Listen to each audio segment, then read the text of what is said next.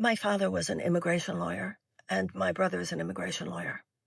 And my own grandparents came to this country fleeing persecution.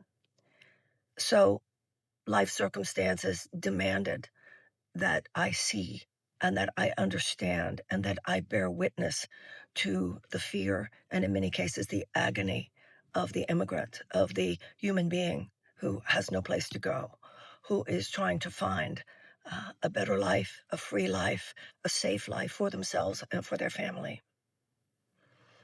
What is going on in this country today is, in many cases, the worst of the worst. It is atrocious. There are 59,000 people currently in detention. Over half of them have no criminal records. This is established.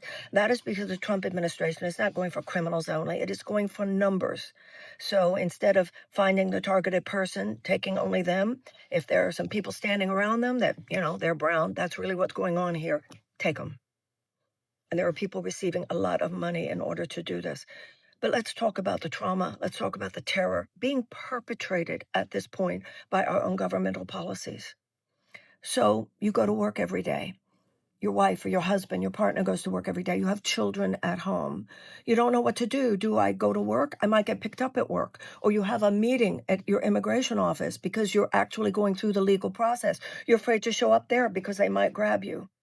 Meanwhile, if you don't go to work, how are you going to feed your family? Meanwhile, you've got children. Mommy, daddy, don't go. Don't leave the house, mommy. Don't leave the house, daddy, because they are living in constant terror that mommy and daddy might not come home. And even if they stay home, somebody might knock at the door.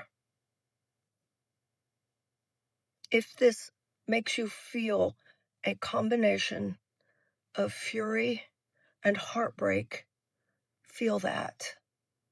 Feel that. My biggest fear is that we look away, that we refuse to bear witness, because the power that we need in order to push back on this horrifying assault on democratic values, on basic humanity and basic human values, will come from the feelings that we're feeling now that make us feel no way. We will not stand for this, not on our watch. Some days simply aren't happy days. And if you're putting a cheap yellow smiley face on top of all this, if any part of you tempts you to do that, come on back to where the rest of us are crying very real tears and feeling what we need to feel and thinking about what we need to think about to get past this horrifying chapter in American history. Talk to you later.